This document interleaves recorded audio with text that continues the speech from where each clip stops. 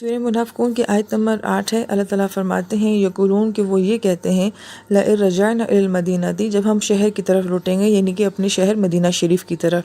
لَيُخْرِجَنَّ الْأَعَزُّ مِنْهَا الْأَذَلَّ تو جو وہاں کی عزت والے لوگ ہیں وہ وہاں کے نعوذ باللہ ذلیل لوگوں کو نکال دیں گے۔ یہ کون کہتے تھے؟ منافقین کہتے تھے۔ وَلِلَّهِ الْعِزَّةُ جبکہ تمام عزتیں صرف اللہ تعالیٰ کی ذات کے لیے ہیں، وَلِرَسُولِهِ اور رسول صلی اللہ علیہ وآلہ وسلم کے لیے ہیں، وَلِلْمُؤْمِنِينَ اور ایمان والوں کے لیے ہیں، وَلَكِنَّ الْمُنَافِقِينَ لَا يَعْلَمُونَ لیکن منافقین اس بات کو نہیں جانتے۔ اس آیت مبارکہ میں یقولون کا لفظ آیا ہے، پیچھے بھی آیا تھا۔ تو انسان بات تو کرتا ہی ہے، لیکن خاص طور پہ ان کے کہنے کو، ان کے بات کرنے کو قرآن پاک نے کیوں بیان کیا ہے؟ لہٰذا قرآن پاک کا کوئی لفظ بھی ایسا نہیں ہے کہ جس کا کوئی معنی نہ ہو، جس کے پیچھے کوئی پس منظر نہ ہو۔ تو مفسرین کرام جی فرماتے ہیں کہ یقولون کا صیغہ یہاں پہ جمع کا آیا ہے، جبکہ یہ جو بات ہے یہ عبداللہ بن ابی منافق نے کہی تھی، تو کہنے والا تو ایک ہے لیکن صیغہ جو ہے وہ جمع کا لایا گیا ہے۔ تو یہ بڑی اہم بات ہے۔ مفسرین کرام یہ فرماتے ہیں کہ اگر ایک بات کرنے والا ہے اور وہ منافقانہ باتیں کر رہا ہے تو اس کی منافقانہ باتیں سننے والے کتنے لوگ ہوتے ہیں، اور جو سننے والے ہوتے ہیں گویا کہ وہ اس کے اس عمل میں شامل ہو جاتے ہیں۔ یہی بات جو ہے وہ غیبت کے بارے میں بھی کہی جاتی ہے کہ ایک تو غیبت کرنے والا برا ہے ہی صحیح، لیکن جو اس کی غیبت کو سنتے ہیں وہ بھی اس کے جرم برابر کے شریک ہو جاتے ہیں۔ تو جب منافقانہ قسم کا عمل کیا جا رہا ہوتا ہے، یا ایک شخص منافقانہ باتیں کر رہا ہوتا ہے اور دوسرا ان کی باتوں کو سنتا ہے اور اس کے بعد اس کو غلط کہتا بھی نہیں ہے، تو گویا کہ وہ اس کا معاون ہے، وہ بھی ان کی باتوں میں شامل ہے۔ بلکہ اگر یوں کہا جائے کہ ان سننے والوں کی وجہ سے ہی یہ کہنے والے دلیر ہو جاتے ہیں تو یہ بات غلط نہیں ہوگی۔ جیسے کہ سورہ حجرات کی تفسیر میں اکابرین یہ فرماتے ہیں کہ اگر کوئی آپ کے سامنے شخص غیبت کر رہا ہو تو آپ اسے کہیں کہ میں کسی کی غیبت نہیں سنتا، معذرت، یا تو آپ وہاں سے اٹھ کر چلے جائیں یا پھر آپ موضوع کو تبدیل کر دیں۔ اسی طریقے سے اگر کوئی ایک شخص غلط بات کر رہا ہے، نفاق والی بات کر رہا ہے، تو دوسرا یہ بات کہہ دے کہ آپ یہ بات غلط کر رہے ہیں اور میں آپ کی یہ بات نہیں سنتا، تو وہ پھر کس سے اس طرح کی باتیں کہیں گے؟ مگر مسئلہ یہ ہے کہ ایک بندہ اگر کوئی غلط کام کر رہا ہوتا ہے تو دوسرے کسی میں جرأت نہیں ہوتی جو اس کو یہ کہہ سکے کہ آپ یہ غلط کر رہے ہیں،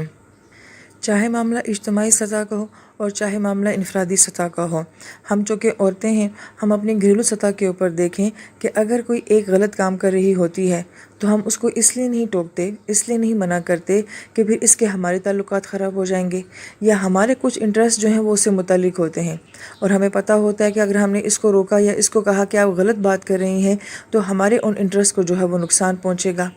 تو کیا سننے والا اس سے بڑا منافق نہیں ہو جاتا؟ تو پھر یہ تو کہنے والے سے بھی زیادہ منافقت والا عمل ہو جاتا ہے۔ لہٰذا سننے والے اور ان باتوں کے اوپر خاموش رہنے والے اس عمل میں برابر کے شریک ہیں۔ پھر آیت مبارکہ میں الاعز منہا کہا گیا ہے کہ جو عزت والے ہیں۔ ہم نے سابقہ آیت میں بھی یہ پڑھا تھا کہ ان کے رویوں کے پیچھے وجہ کیا ہوتی ہے کہ یہ تکبر کرنے والے ہوتے ہیں۔ لہٰذا منافق انسان جو ہے وہ صرف اپنے آپ کو ہی عزت والا سمجھتا ہے، باقی سب کو وہ کچھ بھی نہیں سمجھتا۔ اذلہ کا لفظ یہاں پہ آیا ہے، جیسے کہ ہم اردو زبان میں اس سے ذلیل لفظ بھی بولتے ہیں، ہمارے ہاں یہ بہت منفی استعمال ہوتا ہے، مگر عربی زبان کے لحاظ سے یہ منفی نہیں ہوتا۔ اس کا مطلب ہوتا ہے کہ نرم ہونا، عاجز ہونا، لیکن اس کے باوجود یہ لفظ یہاں پہ جو ہے بطور منفی استعمال کیا جا رہا ہے کہ جو مدینہ شریف کے کمزور لوگ ہیں تو عزت والے جا کے، غلبے والے جا کے ان لوگوں کو وہاں سے نکال دیں گے، اور عبداللہ بن ابی کی مراد اس سے نبی علیہ السلام کو یہ ساری بات کہنی تھی۔ اللہ پاک اس کا جواب کیا دے رہے ہیں؟ آیت مبارکہ کی جو ترتیب ہے وہ بہت خوبصورت ہے۔ اللہ پاک فرماتے ہیں وَلِلَّهِ الْعِزَّةُ کہ عزت صرف اللہ تعالیٰ کی ذات کے لیے ہے۔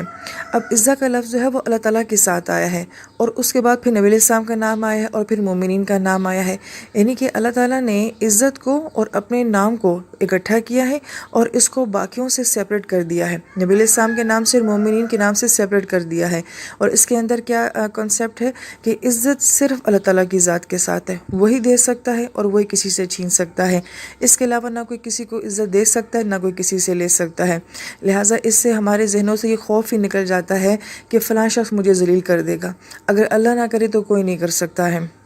اور پھر آیت مبارکہ کی ترتیب یہ کہہ رہی ہے کہ اگر تمہیں عزت چاہیے تو اللہ تعالیٰ کے لیے ہے، اسی سے لینی پڑے گی، اور اس کے بعد اگر کسی سے عزت مل سکتی ہے تو وہ نبی علیہ السلام ہے، اور اس کے بعد اگر عزت کسی کا مقدر بن سکتی ہے تو للمؤمنین، اور یہاں پہ مؤمنین جو ہے وہ اسم کا صیغہ ہے، وہ لوگ جو مستقل اپنے ایمان کے اوپر قائم رہتے ہیں، یہ عزت پھر ان کا مقدر بنتی ہے۔ اور پھر اس آیت مبارکہ کی یہ خوبصورتی بھی ہے کہ اللہ تعالیٰ نے اپنے نام کے ساتھ اور نبی علیہ السلام کے نام کے ساتھ پھر اللہ تعالیٰ نے ایمان والوں کو بھی ساتھ شامل کر لیا ہے۔ اب کہاں اللہ تعالیٰ کی ہستی اور کہاں نبی علیہ السلام کی ہستی، لیکن ایمان کی طاقت اور پاور یہ ہے کہ ان عظیم ہستیوں کے ساتھ جو ہے وہ ایمان والوں کا نام بھی آ رہا ہے۔ پھر اس آیت مبارکہ کے ضمن میں مفسرین فرماتے ہیں کہ جو شخص یہ چاہتا ہو کہ اس کو دنیا میں عزت ملے تو وہ ایسا کیا کرے کہ دنیا میں وہ عزت لے لے، تو فرماتے ہیں کہ جس شخص نے بھی اللہ تعالیٰ کے لیے کوئی بھی کام اخلاص کے ساتھ کیا، کیونکہ للہ کا لفظ آیا کہ جس نے صرف اللہ تعالیٰ کی خاطر کوئی کام کیا اور بالخصوص دین کا کام کیا، قرآن کی خدمت کی، اور اگر اس میں اخلاص ہوا تو عزت اس کا مقدر بن کے رہے گی۔ ہم اگر پریکٹیکل اس بات کو دیکھیں تو اگر کوئی بھی قابل شخص ہو، وہ وقت کے ساتھ ساتھ جب بوڑھا ہوتا جاتا ہے تو وہ ریٹائرمنٹ کی طرف چلا جاتا ہے، اور گویا کہ اس کو اداروں سے سائڈ پہ کر دیا جاتا ہے، گھر والے بھی اس کو جو ہے وہ سائڈ پہ کر دیتے ہیں۔ مگر دین کے معاملے میں ہم یہ دیکھتے ہیں کہ جو جتنا زیادہ بوڑھا ہوتا جاتا ہے، چاہے وہ قرآن کی خدمت کرنے والے ہوں یا حدیث کے، ان کو شیخ کا درجہ ملتا جاتا ہے، ان کی روحانیت وقت کے ساتھ ساتھ اور زیادہ ہوتی چلی جاتی ہے۔ لہٰذا وہ جتنے بوڑھے ہوتے چلے جاتے ہیں، لوگ ان سے اتنا ہی زیادہ مستفید ہونا چاہتے ہیں، اور ان کے ارد گرد لوگوں کا اتنا ہی زیادہ ہجوم ہوتا جاتا ہے۔ گویا کہ وہ شخص جو ہے جو دین کے ساتھ لگا ہوا ہے، وہ کبھی ریٹائر ہوتا ہی نہیں ہے، بلکہ اس کا رینک جو ہے وہ اور زیادہ بڑھتا چلا جاتا ہے۔ لہٰذا جس طرح قرآن کو زوال نہیں ہے، اس علم کو زوال نہیں ہے، اور اس علم والے کو زوال نہیں ہے، اسی طریقے سے جو اس علم کے خادم بن جاتے ہیں ان کی زندگیوں میں کبھی بھی زوال نہیں آتا۔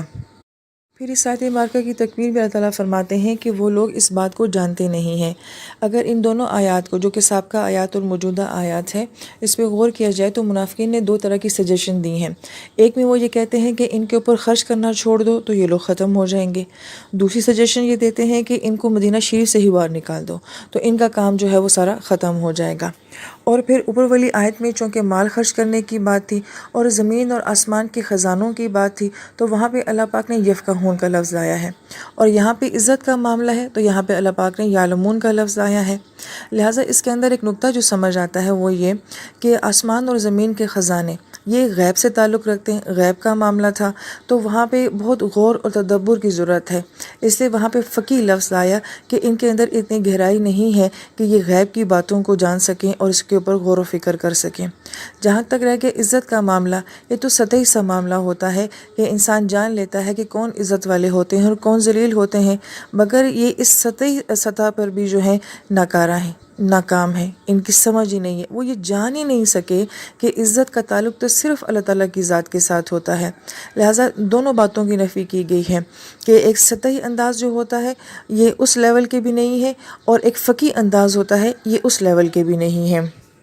اور بعض اہل علم نے یہ فرمایا کہ یہ جو مال کا فلسفہ قرآن بیان کرتا ہے یہ بڑا گہرا فلسفہ ہے، اس کے پیچھے بڑا تفکر اور غور کرنا پڑتا ہے کہ اللہ تعالیٰ کس نظام کے ساتھ جو ہے لوگوں کو مال دیتے ہیں۔ لیکن جو عزت کا معاملہ ہے یہ اللہ تعالیٰ نے بہت اوپن رکھا ہے، بہت زیادہ واضح اور کلیئر رکھا ہے، اس لیے اس کو صرف یعلمون کی سطح تک بھی ایک بندہ جو ہے وہ جان سکتا ہے۔ اس کے لیے زیادہ غور کرنے کی ضرورت نہیں ہے، بہت ڈیپ ہونے کی ضرورت نہیں ہوتی ہے، یہ بات تو اتنی کامن ہے، اتنی عام ہے کہ عزت صرف اللہ تعالیٰ کی ذات کو ہی جچتی ہے، اور عزت صرف اللہ تعالیٰ کی ذات سے ہی مل سکتی ہے۔